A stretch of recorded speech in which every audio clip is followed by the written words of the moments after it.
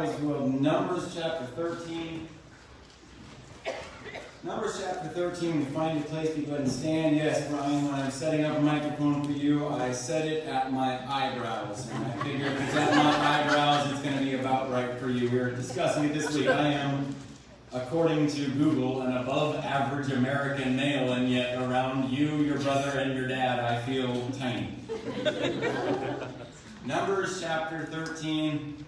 I'm going to start reading in verse 1. I'm going to read 1 through 3, and then we're going to skip down a little ways. Starting in verse 1, the Lord spake unto Moses, saying, Send thou men, that they may search the land of Canaan, which I give unto the children of Israel. Of every tribe of their fathers shall ye send a man, every one a ruler among them. And Moses, by the command of the Lord, sent them from the wilderness of Paran. Also those men were the heads of the children of Israel. Now skip down to verse 16 with me. It says, I skipped too far. I turned my page too early. These are the names of the men which Moses sent to spy out the land. And Moses called Hoshea the son of Nun, Jehoshua, and Moses sent them to spy out the land of Canaan, and said unto them, Get you up this way southward, and go up into the mountain, and see the land, what it is.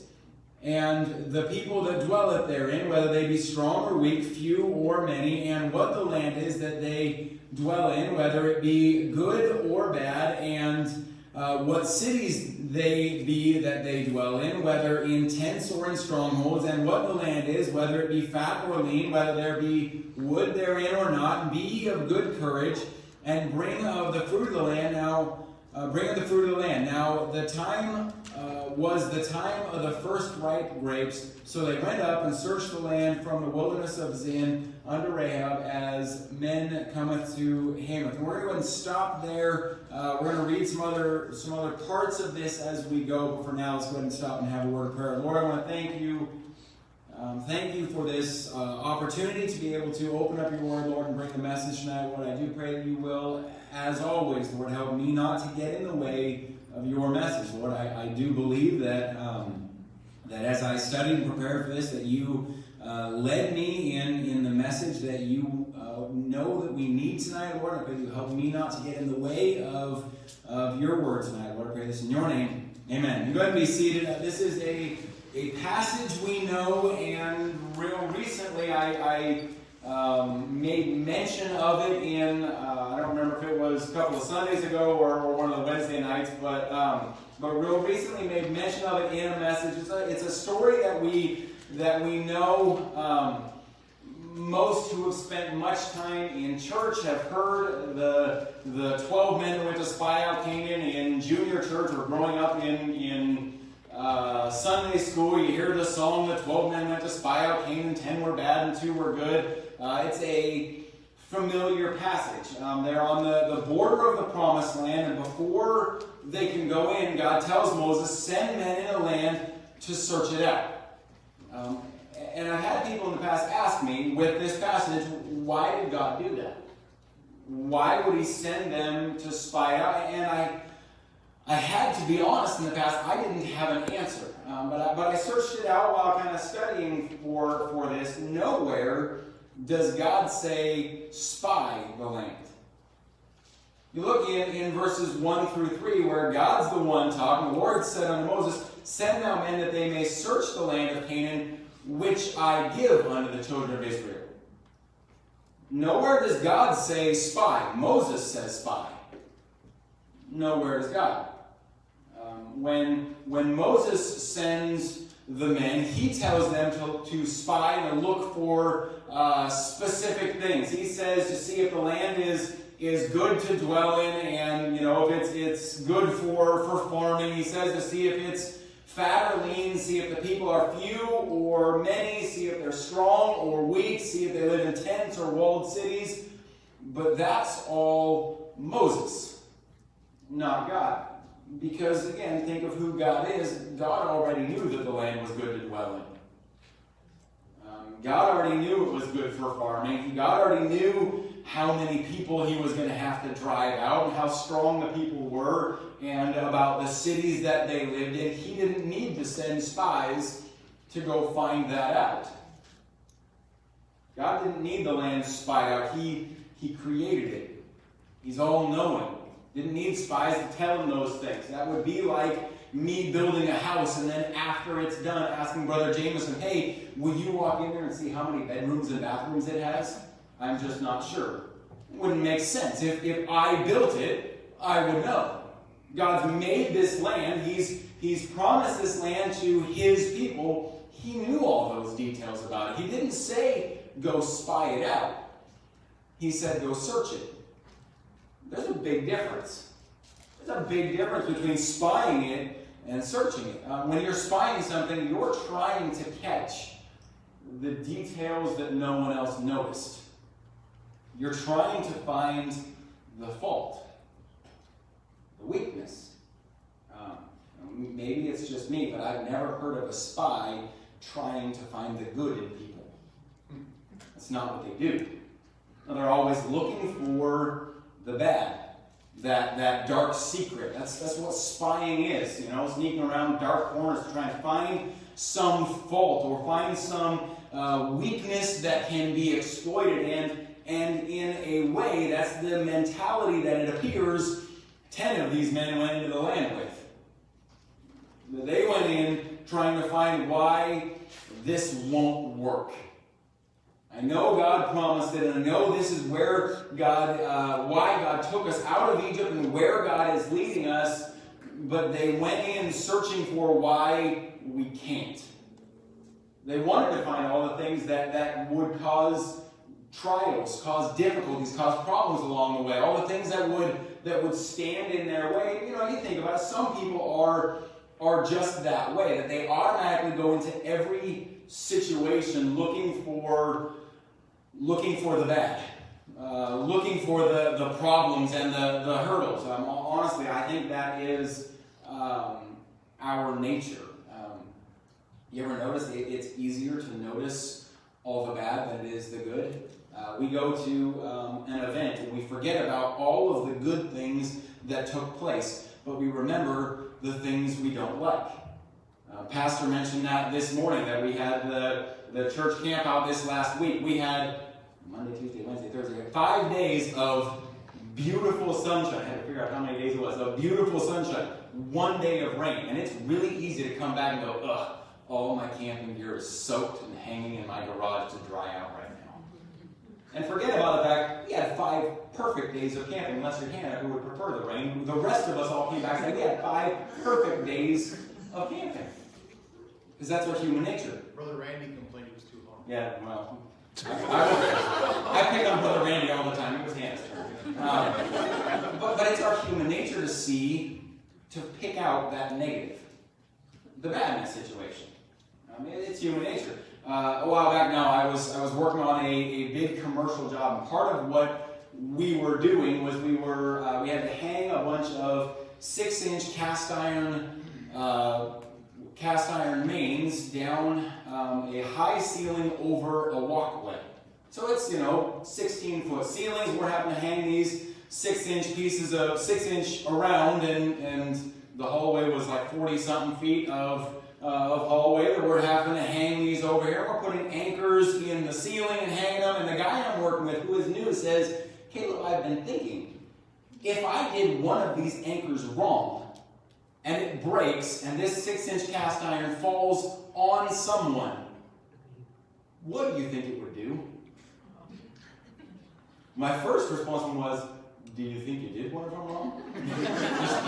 You need to be real sure of that real fast. You're no, I just, and he goes, no, I'm one of those that always like to think of everything that could go wrong, which I just don't comprehend. But a lot of people go through life that way, looking for everything that could be wrong, focusing on all of the problems. That's what spying is.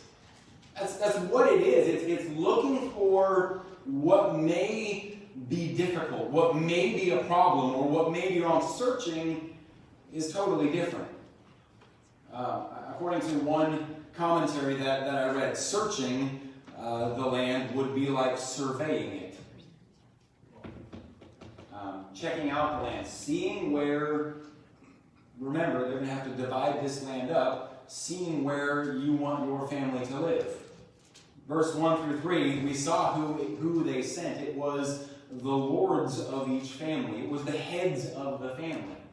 The heads of household went to go do this. One commentary that I read wrote that he proposed perhaps, and this is just his, but he said perhaps they were deciding how they would divide the land later. And I don't know that the Bible doesn't tell us that, but there is a distinct difference between searching, surveying, which God said, and spy, which Moses said. Because, and I don't want to get ahead of myself in the message here. We're just about through the introduction into the message, so I don't want to get ahead of myself. But right off the bat, Moses is showing, I don't really trust that God knows what's happening in that land. Surely by now, Moses had figured out God knows what's in the land. God made it very clear in verses 1 through 3. I pointed this out a couple weeks ago. God uses past tense in the way he explains to Moses about giving you the land. He makes it real clear in the way he explains to Moses that I'm the one that gives you this land. Not that they're going to have to fight it themselves. All of those things, Moses sending men in saying, hey, look to see if it really is a good land. Look to see how hard these battles are going to be. Look to see what kind of cities they live in, how strong they are. That's Moses showing the people, I don't really trust that God's going to do what he said he will. We need to see for ourselves how hard this is really going to be. Now, turning the focus a little bit, with that as the background this evening, I want us to focus on, rather than the 10, focus on the 2. I want us to focus on the minority in this a little bit. And I have 3 main things I want to see regarding these 2, Joshua and Caleb this evening. And they are, I'll tell you, Joshua and Caleb are ones, and I think I say quite often, in fact, I just the other day talked about David as one of my favorite character studies. Joshua and Caleb are one that are, I guess, near and dear to me. I am a Caleb. My parents thought I was a Joshua and a Caleb until I was born, and then I was just a Caleb, and so then my son became the other half of that. So focusing on these 2 is a big deal to me. But I want to see these 2, Joshua and Caleb, 3 things about them. First, I want to see is their mission. What was their job to be? I've already somewhat mentioned it. I want to break their mission really into 2 parts. Their mission was given by God, not Moses. Make sure we remember that. Their mission was given by God, not Moses. Moses was the mouthpiece, but their mission was given by God. Their mission given by God was simple. Go and search. That's really, what God tells Moses. The Lord spake unto Moses, saying, send now men that they may search the land. That's it. And that's not a overcomplicated mission. And I'm sure I'm oversimplifying it. They're going into a land where we know they're not going to be welcomed with open arms. By this point, the people knew why they were there. They knew they were coming, and they knew why they were there. At this point, the people of the land had heard that they claimed their God was going to give them this promised land. By this point, I'm sure the news of what had happened in Egypt has reached the people of the land. So when a group of people like that are headed toward your home, saying, your home is about to be my home, you're not exactly going to put out the welcome mat for them.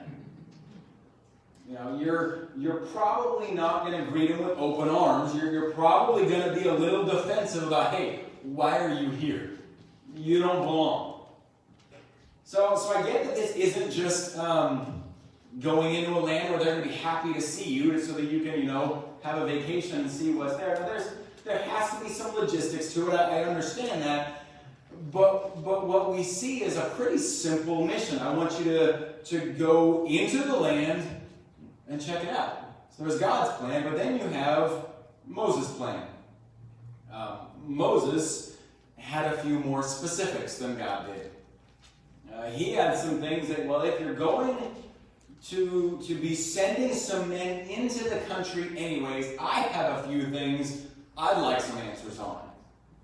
So as we look at it, he tells them, go, just like God told you, and search, just like God told you. But along with that, he says, see if the land is good to dwell in, if the land is good for farming, if there are a lot of people to fight, if there's strong people or weak people, and if they're walled cities or if they live in tents. Moses wanted details. He didn't want to go into this land blind. He wanted some insight. Again, this is going to be a big deal, and Moses wasn't totally trusting God in this one yet. God hadn't really given Moses a whole lot of details. He told Moses, he had told Moses and led the people on where to go and told them, I'm going to give you the land, but he hadn't said how. He didn't explain to him how he was going to give him the land, just that he was. Moses probably thought, well, I have to lead this ragtag group of people to fight and win the promised land, so at least let's see what we're up against. At least let's get some sort of idea of the difficulties and the problems we're going to face. I really think with him going and, if it's a good land and if there's farming on it, Moses is saying, let's at least see if this land is going to be worth it. If we're going to have to fight our way through it, let's at least see if it's going to be worth the fight. If there's not good farming, let's go find another land to go whoop up on, but not that one. At least let's see what we're going to be facing when we go in there. Wanted some details. You can break what Moses wants to know into, I think, three main concerns. And really those three main concerns are the three biggest concerns for most people. He asks, and I know I'm boiling this down, changing the words a little bit, but is it going to be comfortable? That's what asking about dwelling in the land. Will it be a comfortable place to live? Will my needs be met? He asks how the farming is. Will we have food? Will we have the basic things that we need, and will it be hard? Is the fight against these people going to be really difficult? That's what are they strong or weak? Are they in fortresses or in tents? How hard will this be? Really, those are concerns most people have when God leads them to do something. When God is leading us to do something for Him, those are the same concerns we have. Is this going to be out of my comfort zone? Is this going to be something that's comfortable for me, or is this going to be something that's hard? Will I have my needs met? Or is God going to lead me here and then let me starve? You can see that that's what most people struggle with over and over. When you see some like the children of Israel repeatedly who are complaining about the food that they had back in Egypt because it's all of a sudden, well, is God going to meet my needs, or is He letting me out here for nothing? And then we struggle with, is this going to be hard? Is this going to be a difficult thing, a constant fight that I'm going to have? Their mission in a nutshell was go and see how much, from Moses that is, go and see how much work they were in for. Again, as I said, to see if it's really worth it. See if what Moses was sending them in to do was to see if obeying God's will was going to be worth the struggle. See if what doing God's told us to do is really going to be worth the fight. We've seen their mission from God and their mission from Moses. The second thing I wanted to see was their report. And by that, I mean what they saw, what these two came back saying. Numbers chapter 13, verse 25 and 26, and they returned from searching the land after 40 days. And they went and came to Moses and to Aaron and to all the congregation of the children of Israel unto the wilderness of Paran to Kadesh, and brought back word unto them and unto all the congregation, and showed them the fruit of the land. Now, they are back from their mission, and they are ready to debrief Moses and the entire congregation, but they have a problem. As we know, 12 men went. They went to the same place. They saw the same thing, but they came back saying two totally different stories. Which isn't at all uncommon, because everyone has their own bias and their own perspective. You could show it right now. We could have 4 people come and stand in the 4 corners of this room and have you describe it. It would all come out different. Everyone is looking at the same room at the same time, but because everyone's biased and everyone's perspective is different, the things that one would see, another wouldn't. The things that one may find important, an important detail to point out, another might not. 12 came back, but they didn't have the same report. Now, I've never been military, but I can imagine that if a group of men went on a mission and then afterwards were debriefing and couldn't agree on what happened, that's going to cause all sorts of problems. That's going to cause all sorts of confusion. Can you imagine Moses, who sent these men in to see if it's worth it and to see how hard the battle's going to be, and he has one group saying, this is going to be terrible, we're going to die, and another group saying, yeah, this is worth it, no problem. And Moses is going, which is it? These men had all gone together. They had all seen exactly the same thing. They had all carried back some of the fruit of the land, and I am very, my imagination mind is very curious about the fruit of the land, because it talks about, the cluster of grapes on a branch between 2 men. That's a huge cluster of grapes. And I don't know if that means, grapes the size of a watermelon, or if it's a cluster so big that it takes 2 people to carry them. Any way you go, that's a whole lot of grape. They had all seen that. The 10 and the 2. They had all seen that. They had all seen the figs and the pomegranates that their reports tell of. They had all seen the same cities of the land. They had all seen the same people. But they came back saying different things. They had 2 main reports. I'm going to start with the majority's report, which we find in Numbers 13, 27 through 29. They told him and said, we came in the land whither thou sentest us, and surely it floweth with milk and honey.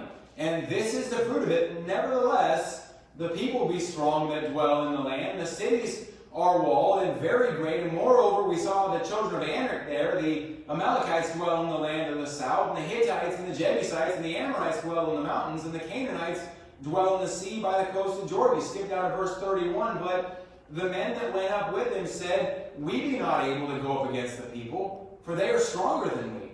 And they brought up an evil report of the land which they had searched unto the children of Israel, saying, the land which we have gone to search it is a land that eateth up the inhabitants thereof. And all the people that we saw in it were men of great stature, and there we saw the giants, the sons of Anak, which come of the giants, and we were in our own sight as grasshoppers, and so we were in their sight. They came back saying, yep, it is a great land flowing with milk and honey, just like God said. A land, great for growing things. We brought back some of the fruit. You saw that. But the people are strong. They live in walled cities, and there are giants there. We can't stand up against them. We can't stand up against them. We feel like grasshoppers in their sight, and we're pretty sure when they look at us, that's what they see. Verse 32, it says that they brought up an evil report. They came back saying, sorry folks, we can't. We can't do this. I know this is what God promised. I know this is where God led us. We just can't. Then the opposite side of the spectrum, you have the report of the minority. I'm not going to have us read the verse on this, or I'll get ahead of my last point. I want to do that yet, but you have the report of these 2 spies who come back saying, yes, the land is good. It flows with milk and honey. The land is good for growing. And yes, we too saw the giants there, and they do look big, but they're weak compared to our God. They came back acknowledging, yeah, what everyone else said, it's right. There's walled cities. There's the giants there. But they're weak compared to our God. Not surprisingly, the people listened to the majority. Numbers 14, verse 1. All the congregation lifted up their voice and cried, and the people wept that night. And the children of Israel murmured against Moses and against Aaron, and the whole congregation said unto them, Would God we had died in the land of Egypt, or would God we had died in the wilderness, and wherefore hath the Lord brought us unto this land to fall by the sword, that our wives and children should be a prey? Were it not better for us to return into Egypt? And they said one to another, Let us make a captain, and let us return into Egypt. They went into this, woe is me. Why did we come all the way out here just to die in battle? We should have been content just to die as slaves in Egypt. That would have been better. You know what? Let's make us a leader who will lead us back to die in Egypt. It's a way better solution. The report of the two had hardly been heard. Hardly been listened to. That brings us right into the last point this evening, which I want us to see about these two, is their stand. The stand. And I have two different places I want us to see this. Numbers 13:30. This is why I skipped over this. I didn't want to get ahead of myself on this. 13:30 says, And Caleb stilled the people before Moses and said, Let us go up at once and possess it, for we are well able to overcome it. Now this verse 13:30, is right in the middle of the report of the 10. I don't know if you noticed, when we read the report of the 10, we skipped verse 30. This is why, because in the middle of their report, Caleb says, Whoa, slow down. Let's go up right now and possess it, for we are well able to overcome it. And then Numbers 14:6-9, Joshua the son of Nun, and Caleb the son of Jephunneh, which were of them that searched the land, rent their clothes, and they spake unto all the company of the children of Israel, saying, The land which we pass through to search it, it is an exceeding good land. If the Lord delight in us, then he will bring us into this land and give it us, a land which floweth with milk and honey. Only rebel not ye against the Lord, neither fear ye the people of the land, for they are bread for us. Their defense is departed from them, and the Lord is with us. Fear them not. People before even hearing the report of Joshua and Caleb have gone into their pity party of let's just go back to Egypt. Why didn't we just stay in bondage where at least we wouldn't get killed with the sword? Sure, we were in bondage, and sure, our taskmasters were hard, but we've forgotten all of that, and just remember there was food and safety there. Joshua and Caleb stop them and make this stand: the Lord will bring us into the land.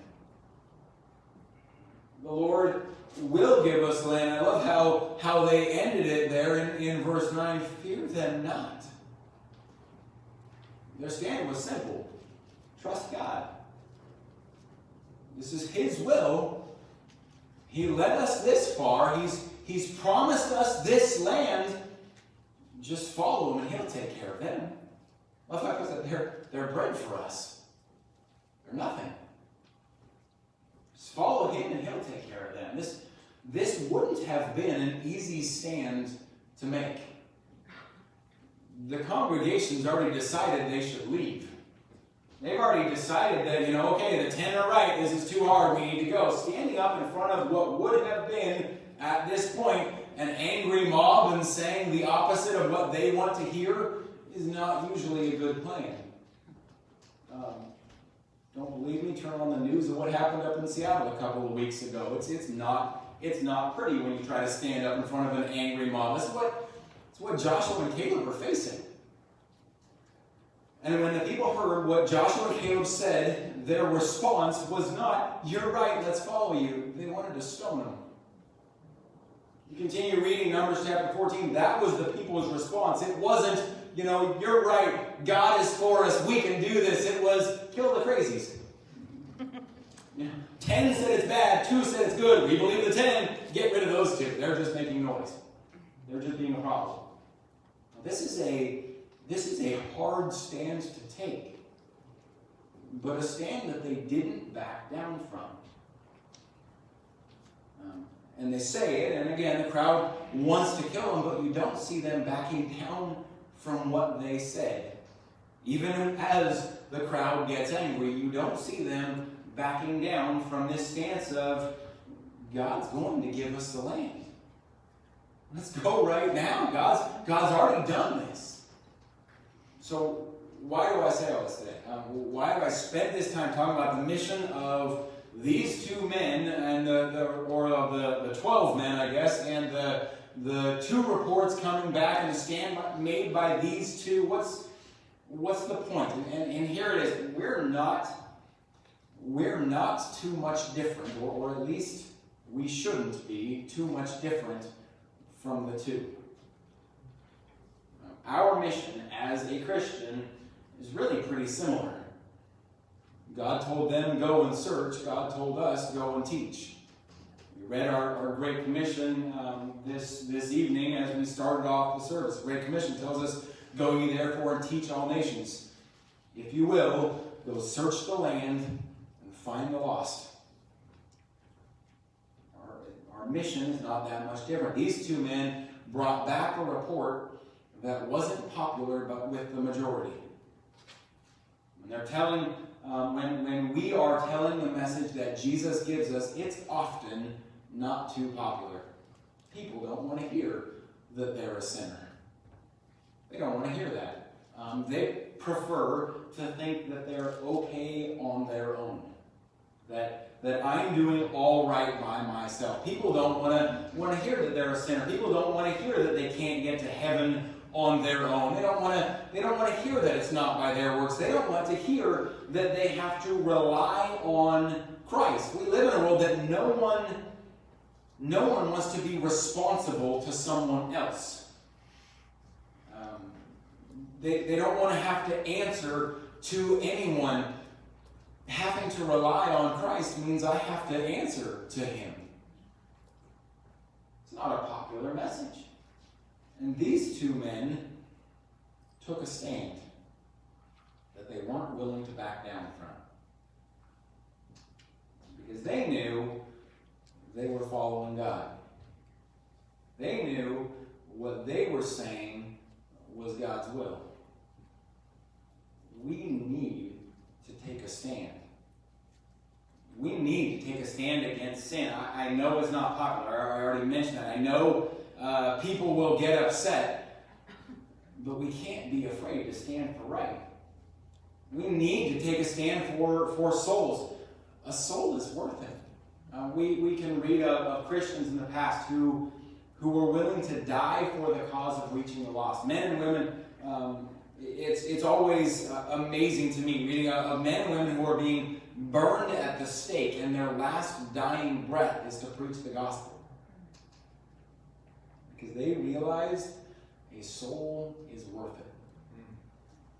How many martyrs we read of that were given the option to renounce their faith and they would be released and they would be saved, but instead they chose to take that opportunity to try and tell the person who was threatening their life the gospel and willing to die for it because a soul was worth it. But we're often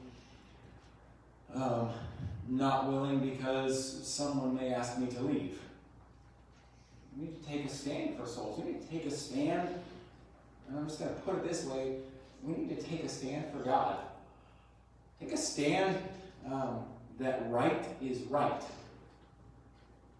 whether people like it or not, and not willing to back down. I want to say this, and I'll be done with this thought.